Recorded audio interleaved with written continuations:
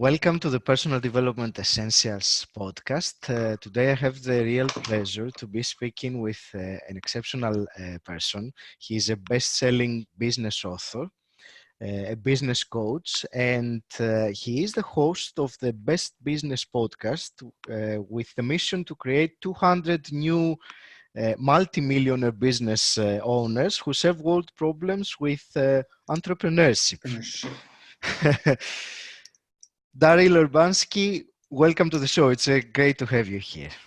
Thank you. It's an honor and a pleasure. And thank you for inviting me to be on your show. I'm so happy. I'm excited for this. So am I. Daryl, I want to start with your podcast. I mean, it sounds awesome. And I have listened to, I've only discovered it, so I haven't had the chance to listen much of it. But you're at 100 or over 100 episodes now. Wow. Yeah, we're around, I think we're over 250 now. Oh, wow. Episodes. All right. Each about an hour long. It's been great. It's a great show. I'm grateful that I get to communicate with people. I'm sure your show is fantastic though. And again, it's an honor to be here. So I want to start with that mission that you have on your podcast to create 200 new multimillionaires. So why did you choose this mission, and how do you keep track of those 200? So that's a great question. So I was living in San Diego for a couple of years. I'd moved down to San Diego from Canada to work with a company. And when I got there, I found out that they were on the verge of bankruptcy. But I had just left Canada. I had left an established business and a comfy little lifestyle in search of new experiences and greater learning. And that put a fire under my butt because I went from something that felt safe and comfortable to something kind of unknown, and then found out that the company's on the verge of bankruptcy. So we ended up very quickly scrambling to avoid this catastrophe and managed to generate $3.2 million US in under 8 months. And $1.6 million of that was from a single marketing strategy that I helped create for this company, evenings and weekends, basically automating something that we did. We did like a joint venture launch, meaning we got a bunch of people together. We all promoted I don't know if you remember, but when we were kids, they used to do like a telethon where all day they're fundraising money on this one television channel. And, they're showing the story of the kids that they're trying to raise money for. And, they're giving stories and they're saying, call in now. It's kind of like that. It was like 20 minutes of content, 20 minutes of case study, 20 minutes of kind of pitch, repeated 6 times. So it was a 6-hour event. And this is something that I think we had over 12,000 people register to participate in, that we got other people do. And we made a bunch of money on it, but we had to split 50% of that money with all the people that helped promote it. And so, there was still some good money at the end, but considering that it was a company that, 11, 12 people on staff and it wouldn't have been enough to survive for another, it was only going to last a couple of months. Okay. So what I did is I actually took that and I automated it so it would run like a simulated live event. We never said it was live, but you wouldn't know it wasn't live. It would appear live to you if you signed up for it and watched it. And so what day of the week do you run a 6-hour web event? Well, Saturday was kind of the only day that made sense.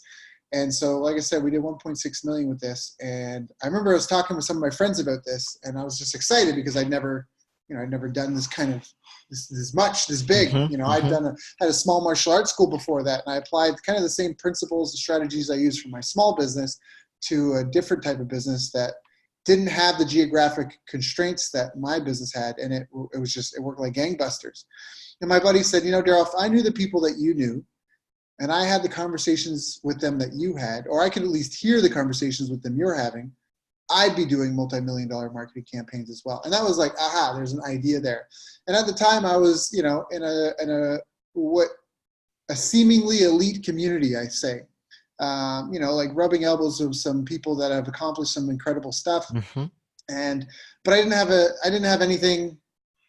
have a reason to do business with them. My plate was already full. My hands were filled with work as well. And so I realized that a way that I could stay in touch and build relationships with these people and be of value was to interview them. Some of them had followings of thousands, hundreds of thousands of people.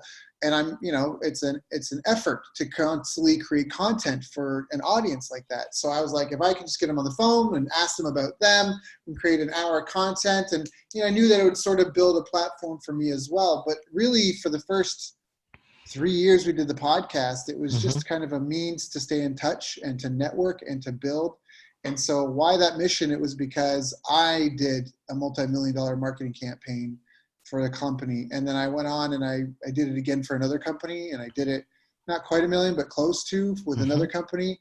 And so the idea was, I'm not trying to say like I'm a bazillionaire and I'm going to make you a bazillionaire. I'm saying that I've been a part of teams that have done some amazing things in marketing and sales. And so it's a team effort, right? Getting rich and doing anything at this level is a team effort. Mm-hmm. And so I want to be a part of these teams. So that's where I set the goal and the mission. That's why it's help create. It's not that I think I'm so great, I'm going to wave my wand and bing, and you're going to become a millionaire overnight. I'm going to be a part of that. And Mm-hmm. it's never one thing, Anyways, how do I track that? Well, a lot of it is clients that I've worked with, and now we're Okay. actually working to create a means for the community to engage with us and tell us. I've gotten letters and things like that about how we've helped people. Mm-hmm. There's a good company, maxsold.com. They're like an estate auction site. So if your parents fall ill or something, and suddenly you have to sell the house that they were living in and sell all the stuff that they had, they come in and they have a team that helps package things up and sell it. And they do $1 million a month, and they're across Canada and the US. And, the founder's been talking with me or listening to my show since the early days of the company. And it's not something I can necessarily take credit. It's not about taking credit. It's just about helping the tide rise. I think that's it. When the tide rises, all the boats It rise. And I rises all think, boats. Yeah. Mm-hmm. yeah, like I had spent so much money and so much time and so much energy. I honestly, by the time I got to there, I probably spent, not exaggerating, close to $30,000 to $45,000 on my own coaching, on my own education, on conferences and seminars, and maybe more. I probably spent over $100,000 at this point. But it was like sometimes I would pay $1,000 for someone's course, and there'd be like 2 nuggets. And so my thing was also that I wanted to be a bit of an evangelist for what the real info is. I'm Mm-hmm. a knowledge seeker. I value knowledge. And so really that's, I wanted to vet who the correct experts are. Mm-hmm. On my show, I'd say even 4 years later, I'd say roughly 85-90% of my guests are people that I know personally or have Mm-hmm. worked with personally or have seen them in action. It's not just someone that I got introduced to and they come on the show. I've expanded that. I'm opening up to more people. I still think I'm somewhere in the 80% plus mark are people though that are from my personal network. So Mm-hmm. I don't know if that answers your question. Absolutely, it About, does. And as a matter of fact, I can relate to speaking with people that I know, because again, the majority of the people that I interview, I know them personally. So it kind of helps me because I know exactly what to ask them because I have personal experience of them. So I can really dig deeper into some aspects that I think people would benefit, or the audience, or my audience, or theirs yeah. would benefit to And find out. I really empathize with people because I've been there. Like I've been the one that's freaking out. Am I going to be able to pay staff? Or you have to give notice to staff and let them Mm-hmm. know, like, I can't pay everybody. Or like, it crushes my heart whenever I see a business close up because I know that there's someone that's like, a lot of business owners live quiet lives of desperation, meaning they're either constantly worried about the bottom falling out of this thing, of things tanking, and there's that fear. And what do? You're gonna pick up the phone and call your competitor. Hey, sales are bad this month. What are you doing? Can you tell me, like, what do you, right? And so Yeah. you're typically, your partner, unless they're an entrepreneur, they don't understand what it's like. Your staff don't understand what it's like. They're just there to collect a paycheck, go home. They clock in, they clock out. They're looking forward to the weekend. Mm-hmm. So it's like, you can't talk to your staff. You might not be able to talk to your spouse. And this is like a major, like, this is your livelihood. And it's embarrassing. You have to publicly declare if you fail. Like, there's just a lot on the line. And it really pains me because I don't think the current education system that we have is serving people like it should. Like, I'm talking with these two guys. They have an AI company, and it's a startup, and they want Mhm. me to take some equity in it in exchange for consulting. And these guys have been at it for like a year and a half. They haven't had a single sale, and they haven't interacted with a single customer. And they're cackling like mad scientists on this project they're doing about and how great it is. Mm. But they really need to get in touch with some of the people they want to sell to. And Yeah. so that's like the first thing is like, I've got them already. I'm like, let's get on the phone with some potential customers. Let's pre-sell this. Let's get people lined up to be like a beta group, and we'll build it to custom fit the need. Let's get some use cases for how they used it. Let's figure out how to integrate into their workflow. Like, it's all the company is a group of people solving the problem of another group of people via a product or service. So let's find the group of people that are having a problem, and let's just give it away for free right now. Let's just get some people through the door, Yeah. and that's just the case with so many people.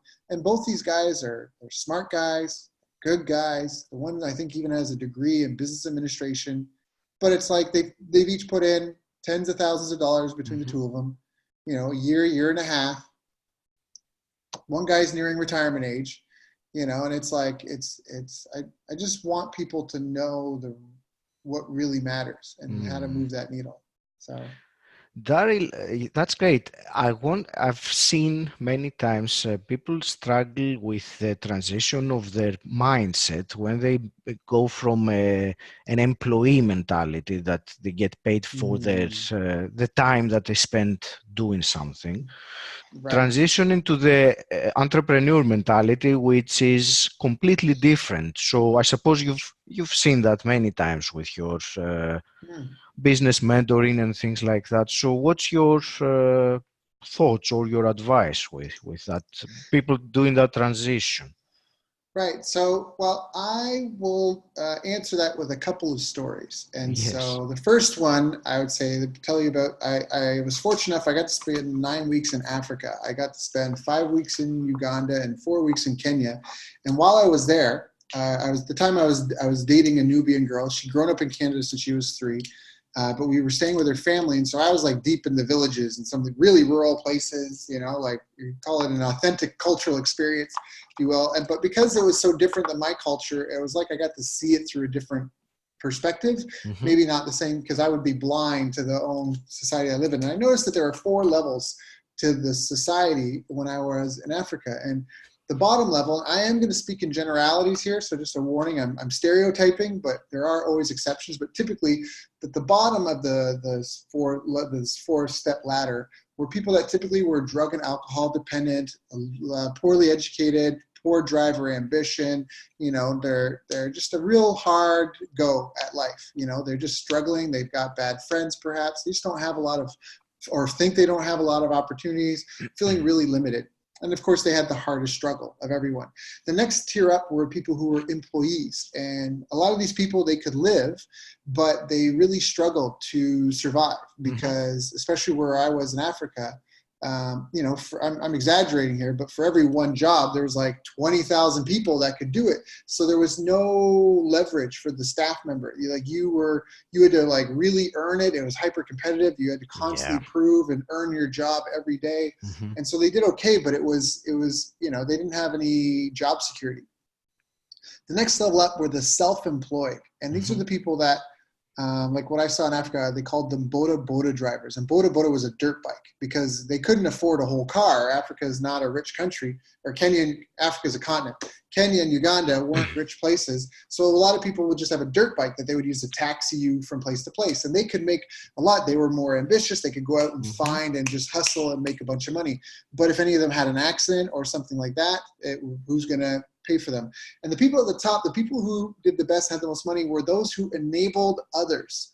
And what I mean by that is, like, maybe there's a gentleman that maintains a fleet of these boda bikes. Hmm. He has mechanics that do it. He provides training to the people that want to do it on how to do it, how to make customers happy, and make sure they come back. And he charges a flat rate for every day the bike is rented out. And so now he's enabling others. And he had more security because all these drivers would have to have something happen to them before he wouldn't make any money. And so that was the first step where I was like, oh, something here is a little bit different. The next thing was I was thinking about the next kind of story or pivot to talking about the mindset and how we think about this, I was thinking about the different, how we've evolved as a species. And in the beginning, we were hunters and gatherers. And so a gatherer is like an employee that you go to this place every day and you like the berry tree and you pick some berries. And it's some days there's a lot of hours, other days there aren't as many hours. One day the tree just dies on you and you're like, oh, I got to go find a new berry tree, you know, and it's kind of like, you get what you can. It's kind of steady, but it's small, and you go. And then hunters, they're like the self-employed individuals, right? They go out, they find the big buffalo, and they kill it, and they drag this big beast home, but they got to chop it up themselves, and there's all this work that goes into it. But I also realized that one of the things that allowed us to explode as a species in population growth were the development of two other things: farming technology and trapping. So farming is something that realtors started doing. They would pick subdivisions in neighborhoods and they would farm the neighborhood. They would walk around the neighborhood and they would distribute newsletters, paper newsletters. They would knock on doors and meet people and say, hi, I'm the local realtor. Just want to let you know that if you're ever interested in buying or selling a home, blah, blah, blah, blah. And they would have a weekly or monthly newsletter, and they would like nurture that community. So, and they'd have like barbecue parties in the park, but they just kind of mingled and networked and built they farmed it. They planted seeds of relationships. They took care of people, and they were just available. And every now and then things would grow, and they'd have harvest, and and that was farming. And then trapping is the same way. If you think about it like a payphone we're a little older, so we might remember those, the payphones, right? Where you put a quarter in or whatever, and you had to call for it, yeah. right? Or if you have a vending machine, it's like a trap. It's the trapper built it, and now their only effort is in maintaining the trap. And now they are free to spend the rest of the day looking for other great places to set up more traps. So web funnels can be that sort of thing. If you have an Amazon store, you create this thing. It's just there that exists. And, did you pick a good path? Is there a path to your trap? Do you know what I mean? Is it attractive? Are animals going to come? And so like there's these analogies you can think about. When you look up the word entrepreneur in the dictionary, it says a person who organizes a business or businesses. What it doesn't say is a person who answers the phone, mops the floor, does the bookkeeping, makes the sale, delivers the product or service, does the R&D. It doesn't say that, right? So you have to think of it as, you're a dentist. So I actually like to use this analogy with dentistry because dentistry is a great example of a pain-based business. Yes. Problems are markets, not demographics. So people call you when they have a problem, right? And that's what a dentist office is built around typically, right? Most people are there because, they're like, something feels bad, doc, and help, I'm in pain. So it's like, I always can call it like a black box. You have this black box, which is your dental clinic, where people come in crying and in pain on one side, and magic happens. And on the other side, they leave smiling, beautiful smiles and pain-free and super happy. I like your description. So if your business is solving a pain point for a community or for the world, it is in your best interest to get as many people through here as possible. And so you get paid in relation to the size of the problems you solve. Meaning that if your biggest problem is who's going to sit in this convenience store and make sure that nobody steals anything, that's a small problem versus where do we place a convenience store? What needs to be on the shelf? How do we source inventory? Or how do we have a network of these stores? And how do we have logistics, the truck delivered to everybody? That's a bigger problem. And so as a business owner, you have to think about the problems you're solving. And it's not about dollars for hours anymore. It's about like when you get your oil changed in your car, they charge in Canada, I think it's like $60 or something to get your oil changed in your car, but it takes them 15 minutes. You're paying for the result. And that's what you're selling when you have a business. Typically you're selling a result with a product or with a service, or even with software as a service.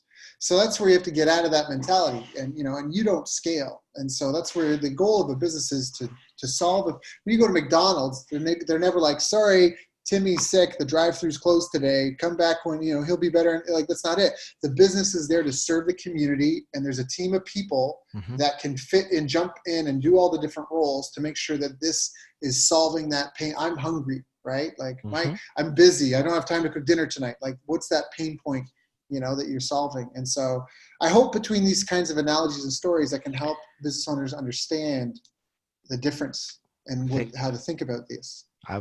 I think it's very helpful, and I like the different stories. It made sense when you look through the analogy or what they represent. It's Hmm. I certainly made deductions myself, so that's great. Hmm. Right. Yeah. Like Um, with your dentist office, you pay most of your expenses are fixed, right? I had a martial arts school once upon a time, and basically my costs per month were X. So I could make this much, I could make this much, I could make that much. What really mattered was how many people was I helping. So as a business owner, your goal is to find the people who need help and guarantee as best mhm. you can that they get the result they need. And that's what you get paid for. That's great. Daryl, let me ask you, you say you have that quote that your success is my success. Uh, can you tell me about this? How do you see that quote for yourself? Well, so the idea is that when the boats rise, when the tide rises, all the boats rise, and Hmm. um, you're not. You know this very well. You don't really have a business if you're only engaged in one-time transactions. Most people know that a business depends on regulars in order to have stability. That subscriptions are great to have as well, and you can't do that unless you're building deep relationships. You know so the purpose of business is to find a prospect, to turn that prospect into a customer, Hmm. and then to make that customer your friend. Because we have friends for a reason, friends for a season, and friends for life. Friends for a reason. I get on a flight, there's a guy or girl sitting next to me or a woman next to me. We're friends because the reason is we're both on this flight. Yeah. And then we part ways and I never see them again. The Hmm. season, right? I lived here for a period of time and we were great friends, but then I moved away and I'd like to see them again, but it was just a seasonal thing. And then friends for life. So your goal is to turn your customers into these type of people. And Hmm. it's just acknowledging that even if you don't have an ethical bone in your body, even if secretly you're just a scoundrel and you're just trying to make a bunch of money, it's in your best interest to do everything you can to create raving fans about Hmm. you and your business. If you do not, and you have people that are speaking negatively of you, you have to work harder to overcome that negativity. And so it's that idea that it's in my best interest to serve people as best as I can. It's going to make them come back and buy more. It's going to Hmm. get them to tell their friends and family. It's going to give me more experience. Even if I somehow mess up and don't do a great job, if I'm committed to their success and they feel it, like, I actually have a perfect example. I just got a surprise message. This is actually, success has many fathers and failures and orphans. So I'm not That's it. sharing my Yeah. failures. I'm sharing my successes. But I just had a client that I worked with in March this year. We Hmm. worked together. I've known him for 5 years and we've never Hmm. done business together. Hmm. And March, we did a month and a half project. And then they had to put things on hold because they were getting really busy with their work in Japan. But we over delivered so much in working with him Hmm. that actually last week he asked me to continue billing him my monthly retainer for this month, next month, every month to December, that he will be ready to come back from just his business in Japan and refocus on this in January. But he wants to hold his place in my calendar. And so he wants me to bill him my monthly retainer. And I tried to ask for okay, well, let's do this and this is what I pay. He's like, whoa, no, I don't have time for that. And Okay. so I realized I over delivered so much that because he knows that I really am in it for his success, he Hmm. values that he can call me in an emergency.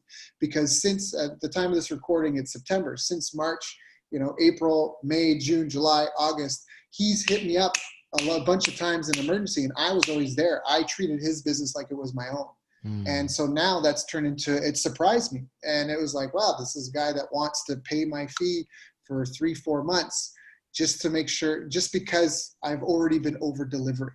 And I just think that, having a philosophy of over delivering is phenomenal in business. It doesn't even necessarily mean I have to lose money to do that. A great example, I interviewed this lady. She had $1 million restaurant just selling burgers and Mhm. milkshakes. And she would say that often, if it was a cold day, they would bake cookies, like warm cookies. And then when she went and took people's orders, she'd go, okay, well, just so you know, dessert comes first today. And while they ordered and were waiting for their meal, they would get a little plate of cookies.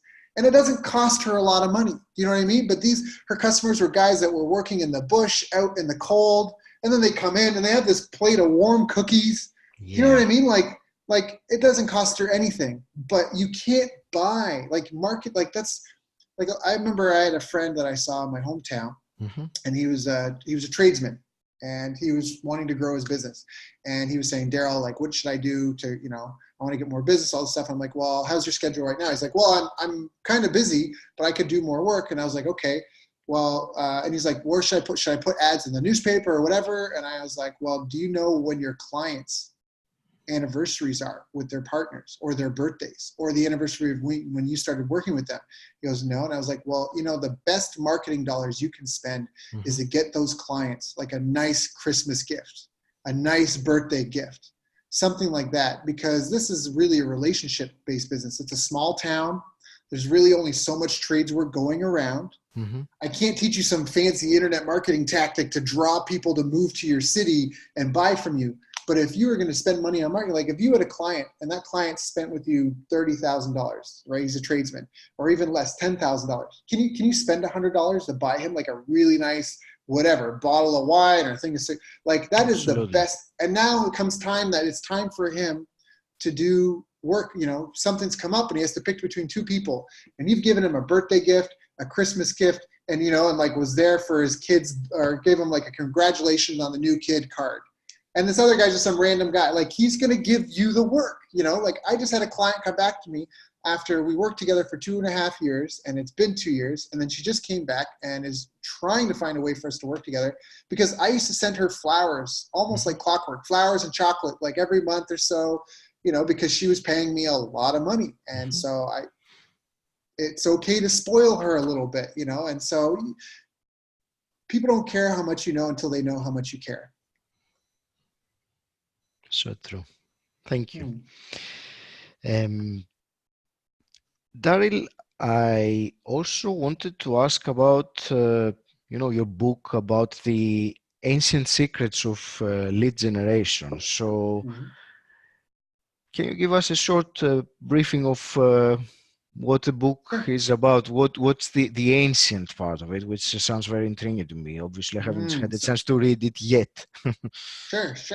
Ancient Secrets of Lead Generation, your guide to better leads with less effort. So I tell a tale in the book about how my theory of how marketing developed. So before the postal system, right, early in the days, if you were a business owner, you either had like a local based business, you were like a blacksmith or something, and people come to you, or you were a traveling salesperson, right? Like, you maybe had a product that you could sell, but you had to travel around and sell it. So you're going door to door to door to door. And so maybe there's a sales rep, and he's, for some reason he's got pressure. He's got a baby on the way, or the wife wants a bigger house, or he wants a vacation or something, or maybe someone is sick, and he's trying to figure out, how do I get to more houses per day? Every time, and then he realizes, every time I knock on a door, I kind of give the same spiel. I kind of say the same thing. If I wrote it down as a letter and I pulled into a town, I could pay a group of young children to run ahead of me and deliver these letters. So when I get to the door, they're already kind of familiar with it, and I can just answer questions and collect the money. And he does this for a while, and he does a few iterations, and now he's just delivering letters, and he pulls into town and gives these letters to all the kids with an order form attached, and the kids take it to the houses, and they come back with dollars, and he gives them product, and they do that. And now you have the postal system, where now you're doing direct mail, right? And from, you can't knock on 100,000 doors, but you can mail 100,000 letters. So I consider this kind of the birth of advertising. And that's like, direct mail advertising is a great example of like results-based marketing. I'm not a fan of branding. I think branding is a misrepresented term, and I think it is a hiding place for people who don't want to publicly fail. Because I can't fail if I'm just helping you get your name out there, if I'm helping with your brand. A brand is your reputation, right? So a brand is a reputation. I've developed a brand with you. We've had a few conversations, and now you're getting to know my personality, and you know what to expect. I'm developing a reputation in your mind of what I'm capable of and what doing business or engaging with me is like. That is a brand, their experience over time, the look and feel of the interaction. Marketing is a series of yes or no questions. So ancient secrets of lead generation is, it's really as simple as, so I give the example in the book of the food court test. You should put all your marketing through, I call it the food court test. So let's say I'm bought a Baskin and Robbins franchise, right? I'm selling ice cream, and I go to do the food court test. So I go to a mall and they go to the food court, and I stand on a table, and everyone's walking around, they're all shopping, and I go, Baskin and Robbins, and I just scream it out. People are going to stop, they're going to look at me, they're going to go, what? People who know me are going to come over and they're going to be like, Daryl, what are you doing? What's going on? But everybody else that doesn't already know me is like, what is up with that guy? And they're going to keep walking. Instead, if I get on this table and I yell out, free ice cream, totally different reaction. People come over, free ice cream. What's this? Oh, hi. Yes, welcome. Yes, here's your free test sample. If you're interested, we have tubs of ice cream. It's $3 for one tub, or you can get 2 for $5. Which flavor would you like? That's the food court test. Yeah. So what happens is a series of steps. You have there's step 1 is free ice cream. Who's interested in this subject matter? I'm not selling anything. Who's interested? All right, let's get that list of people. It's like you texting all of your friends. Who wants to see a movie Saturday? You text all your friends in your phone book right now, right? You get people that raise their hand. Okay, you create a separate chat group for these people now, and you're not going to bother everybody else that's not interested. You go, okay, what time of day? What movie do you guys want to see? And you narrow down and you narrow down, and you try to get the biggest group of people you can. Yeah. That's what lead generation should be. It should be, and a great way to open is, so you don't sound sleazy, to say, hey, do you or anyone you know, do you or anyone you know want help with, or are you or anyone you know interested in XYZ ABC? So for example, I did a bunch of testing when I had my martial arts school. I did all these different paid ads online to figure out what people liked, what people engaged with. I tested 5 different target markets. I did university students, working professionals, I had fire rescue personnel. I think I had military staff. I forget what the 5th one was, but I had 5 of them. And then I came up with 11 different reasons why someone would want to do martial arts. Lose weight, get in shape, compete and win, learn self-defense, get fit. And that was one, free fighter fitness and skill assessment.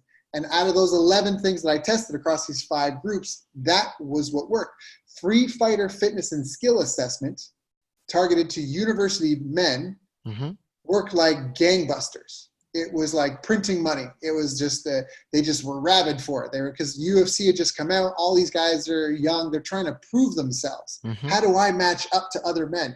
I already did. If you came to my school, I already did a fitness test, like a push-up test, a sit-up test, a wall sit test, and then we did a little demo class one-on-one before I introduced you to other, because it's martial arts. You can get hurt, right? You can hurt some. I was more concerned about them hurting my students by being too intense and not, at the beginning than the reverse, right? Like if you're training with an experienced fighter, it's way more likely you're going to hurt them than they are to hurt you, because they're too familiar with it. They're not there to injure you. So I always did that, but then I framed it as a free fighter fitness and skill assessment. But once I figured out what worked online, we would go down to the university, wear our coach t-shirts with a clipboard, me and some of my instructors, and we would just ask, do you like MMA, mixed martial arts? Yes or no?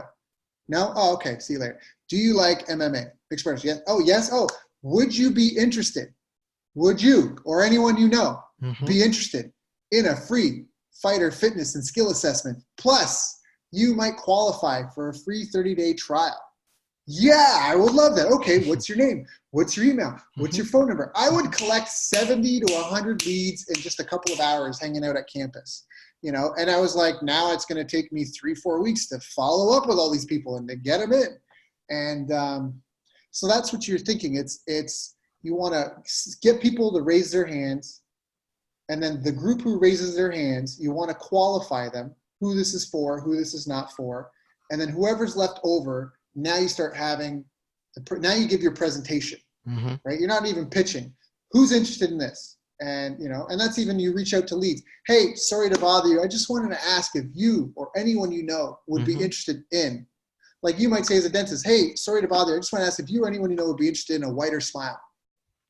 Absolutely. Well, my friend, no, I'm not really interested. Oh, okay, no worries, bye. Am I salesy? Am I being really? Not at all. This is. And you're asking for referrals. You're asking everyone for, do you or anyone you know? Well, I'm not interested, but you know what? My friend's getting married and she might be interested in that. Let me give you her information. Oh, okay. Like that's the ancient secret lead generation. And then you can, the idea is to call everybody.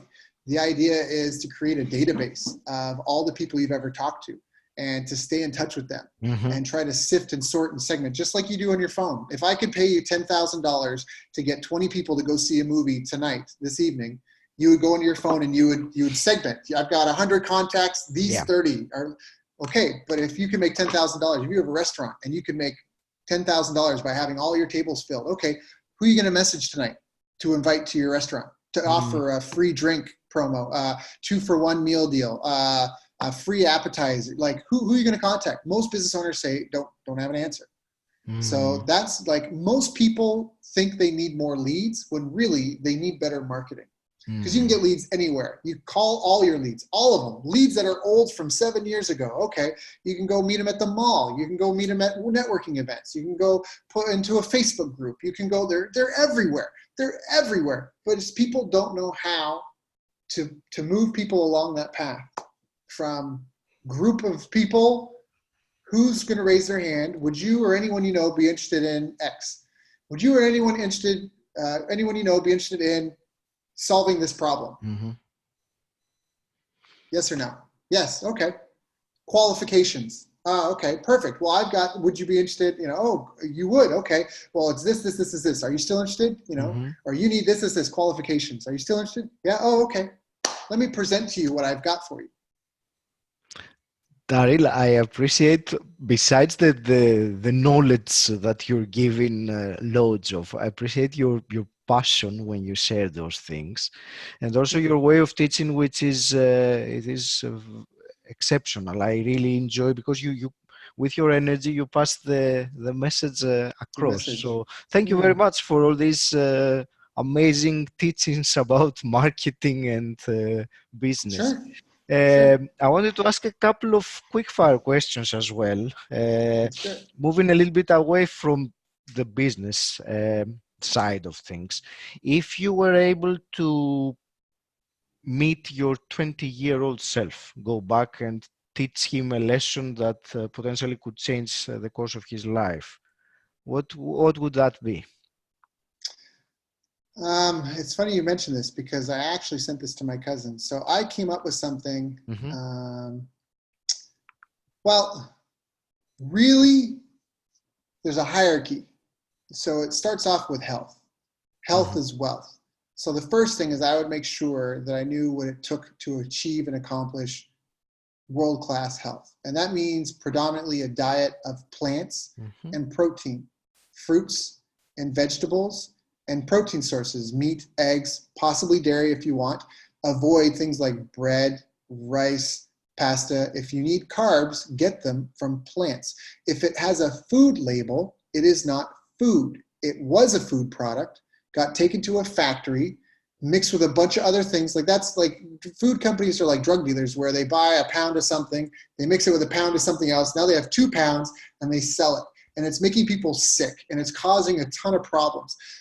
The reason why I say health is so important is actually, even today, I just sent to my cousins a quote from Wikipedia on exercise. By improving your health and fitness, your diet and your physical ability, which is your work capacity across broad time and modal domains. So that's like running, swimming, weightlifting, push-ups, pull-ups, not just one modality, but a handful of them. By increasing that, you literally improve every aspect of your life, every aspect. Like, when you Sorry, you said rapid fire and I'm going on a rant. But You we've have- looked at animals in the animal kingdom, and creatures that don't move have smaller brains. If you were in a car, but that car was never going to drive anywhere, you wouldn't need wheels, you wouldn't need headlights, you wouldn't need an engine, you wouldn't need Yeah. a drivetrain, you wouldn't need brakes, you wouldn't need an exhaust, you Mhm. wouldn't need windshield wipers, you wouldn't need all this stuff. And it's the same with our bodies and our brains. So by movement is life, and by moving and engaging your body, you strengthen your bones. You actually regrow your brain cells. It's the best thing you can do. You will literally be a smarter person and make better decisions because you exercise every day, and not just one method, not just running, but running and weightlifting and gymnastics, or not just biking, because that's cardio. You have to mix them all together. So that would be the one. And then diet is so important. So I would start there. And then I have this thing I actually call the game of life. And you give yourself a score. And anybody listening can actually do this right now. So the game of life is scored by your abilities in the following areas. So the first area is health. And so here, we're rating you on a scale of 1 to 15, 15 being you are a world-class at it, you can do all these things at an amazing level, and 1 is you don't really have a clue. And that is fix health problems. So if you're sick, do you know what to eat and what to do to become healthy? Do you know how to prevent health problems to begin with? Do you know what a good lifestyle looks like to prevent this stuff? Do you know how to maintain and improve your health? So on these 3 things, you give yourself a score 1 to 15. And anyone listening can do that now. Write that down. The next is wealth. Your ability to earn money, your ability to protect money, and your ability to invest money. Give yourself a score of 1 to 15. The next one is love. Your ability to love yourself. Your ability to love and accept others as they are. And your ability to unconditionally love both. Unconditionally love both. Love them and their flaws. How do you rate scale of 1 to 15? Yeah. The next one, not the last one, sorry, but the next one is happiness. Your ability to be happy, your ability to share your happiness without feeling like you have to dim your light. And the third is about your ability to make other people happy, to change them and help them be happy. 1 to 15. What's your skill? And the last one is social or survival skills. And this one, your social skills and your communication skills, your combat skills, your skills in construction and agriculture. Can you build a little small structure, right? If a bomb went off and you had to make sure you had a roof, could you figure out how to do it? Agriculture, do you know how to grow a plant and not have it die? How about your ability to adapt and learn? Time management. How about have healthy and successful offspring? Because it's survival, right? Your genes want to pass on, and your discipline. And then you give yourself a score out of 40. I go 40.25 on this. So how world-class am I? And some people go, I don't know how to fight. Okay, well, so you start at 40 and you take points off for everything that is missing. Yeah. So now you have a score out of 100. And it's the idea that I can predict your future based on these 3 things. Okay, so if your score, let's say you've got a score of 60. Okay, so now knowing your score is 60 and knowing where you scored high and where you scored weak, I can predict your future and the results you're likely to get in your life moving forward. And I can also tell how that will change if you answer for me and tell me the books you plan to read this year, the types of people you plan to meet this year, and the 5 people you spend the most time with. So if I know your score from that little simple quiz, and I know where you're strong and where you're weak, and then you tell me what you plan to read this year, what conferences or traveling you plan to do, and who the 5 people you spend your most time with, and what they're like, I can figure out where you're going to land in 10 years. And that your awareness of these things, plus your willpower to do something about it, plus the routines and rituals you establish in your life, compounded over time, will equal your results. So that means that you need to network. You need to read all the books. You need to keep a list of goals for your career, your finances, your family, your friends, your love life, your business relationships, your health, your dreams and goals, some sort of charitable endeavors, and you have to review them and update them weekly. So just take 15 minutes at the beginning of your week, and what I do is I just have I have a spreadsheet. I have a Google Doc where I've got career, finance. It's each a row, right? There's a row: career, finances, family, friends, love, business relationships, health, dreams / life goals, charity. And then I have another one: happiness. And then I just brain dump. It's like journaling. Career. And I just set a timer for like 30 minutes. Career. Okay, what's my goal with my career? Well, my goal is this, and I'm doing this right now, and I feel this way about this. Okay, next one, finances. Well, this is happening, this is happening. And then I go through it, and out of it, I pull to-do items. Things to do, things to buy, things to pay other people for. And that's a fantastic way to try to bring your life up. Because it's not just like about money. a blueprint that you describe. So I'm sure that if you gave that to the 20-year-old person, I would love to have something like that when I would be 20 Yeah. years. I mean, I'm familiar with many of these concepts and exercises because I do my own versions, but you had a nice twist there with the survival skills, which I never thought of anything like that. But you never know in these times that we're living. Right. Yeah, right. And Yeah, I always it's say that because there are millions of refugees right now. There are yeah. millions of refugees in the world. And we spoke about this a little bit before. And out of any group of 1 million people, a certain percentage are well educated, probably were affluent, and probably are very capable individuals that just got caught up in the circumstances and in the events. Yeah. Everybody wants health. Everybody wants wealth. Everyone wants to be loved and have good relationships. Sure. And everybody wants to be happy. And everybody wants to survive, And so those 5 categories, how are you doing with your health? What are the categories? Well, you got to fix the problems when they come up. You got to prevent them from happening.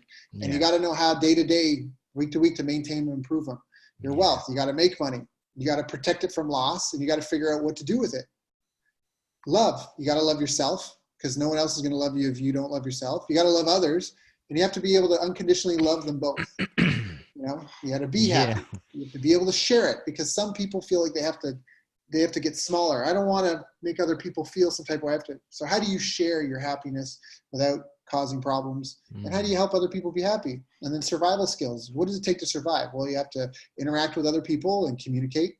You have to maybe potentially combat skills, discipline, just of your physical self, understand boundaries, right?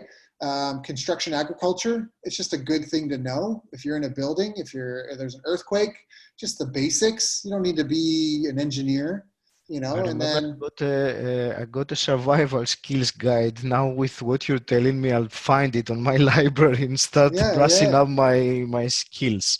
Right. Well, what I actually do is, I'm a big fan of daily habit tracking. I think that anything worth doing is worth doing every day. Yes. So I have a list of habits, and one of those is improve my body. And it doesn't mean I go to the gym every day. Sometimes, just like in music, silence is part of music, just as rest is part of exercise. So, but it's a cognitive, it's a decision. Today I'm resting, or today instead of going, I'm just going to stretch, or I'm going to take the stairs, not the elevator, or I'm going to do yoga. But I do something every day. And I think that discipline is super important because that's, your life is a bunch, every day is either won or lost. And I think that tracking those habits is super important. So I have a daily habit tracker, but I also have weekly themes. So maybe this week is health. And so when I take a look I look at my calendar for the week, because basically every Monday I look at my calendar for that week and I write it. I actually have one here. I write it in I've got a big planner here, and it's just, let me go to a blank page here. I don't know if anyone's names, but it's all just hours of the day, 30-minute blocks. Yeah. And so Monday, I'll write down all my appointments and stuff for the day. And I think about the things I got to get done for the week. And I try to block in time to work on those things. But then I also pick a theme. And the theme is really just kind of a token theme. And it's for when I'm not being productive. If I'm just bored and I'm like on YouTube, or I want to watch a movie or a documentary, I just try to lean what I'm doing towards that theme. Well, it's an awesome idea. It's a fantastic idea. Yeah. So this week, if it's time management, I'll watch some time management videos on YouTube. Like, oh, I'm tired. I'm just gonna sit down and veg. Okay, time management. I haven't watched anything for time management today. Okay, let's watch a video. Yeah. Awesome. Awesome. Daryl, one more quick rapid fire question. let's say you could change something in the world as it is today. So you had a magic wand and you could change something today. What would that be? I could send? What do you mean? Uh, change something in the Oh, world. change something. Yes. I that's a great question. If I could change anything in the world, it would be maybe two things. I would try to make people more empathetic with one another. Mm-hmm. That um, I forgive all living beings. I hope all living beings can forgive me. Everyone in this world is my friend. I have no enemies. So there's a concept in certain philosophies that every person you encounter is actually you. I don't want to get super religious in that, but it would be to make people more empathetic with each other, Mm-hmm. that when you harm somebody else, you're actually harming yourself. Not quite so much in karma, but in the sense that we're all cut from the same cloth. Like you are you are to the universe like what a wave is to the ocean, meaning that it's all happening simultaneously, Mm-hmm. and you are a part of that. And so, there's never been an imperfect cloud.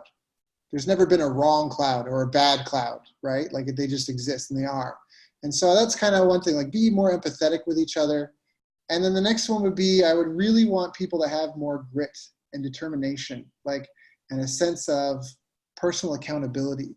I'm traveling the world a lot, and I feel like a lot of the, there's certain cultures and countries where people have a sense of entitlement because of who they are or their ethnicity or whatever. And that's really, I think, the two things I would change. Have people be more empathetic for each other, and to help improve people's grit and perseverance, Mm-hmm. determination, and sense of I am responsible for my results and everything in my life. If there's something I don't like, you're not a tree, move, do something about it, right? Absolutely. Yeah. Thank you, Daryl. Hmm. Uh, how can people connect with you, follow you? Where would you like to direct them? Sure. Well, you can always look me up on social media. I'm on pretty much every platform. Daryl, Daryl Urbanski, Urban Ski, Urbanski. You can also check out bestbusinesscoach.ca. It's a website of mine. I got freebies there people can download. You can check out my podcast. It's called The Best Business Podcast with Daryl Urbanski. Really, because it's not because I'm trying to be arrogant. It's because when I did the SEO research, everyone was putting into Google Best Business Podcast. So, Okay. but they can just reach out. Just follow. If you have a question, ask. I do have a team that helps me monitor these things, and so it may not be me right away, but I pretty much see almost everything that comes through. And so just reach out. If there's any way I can help, let me know. Your success is my success, and I appreciate this opportunity. Thank you.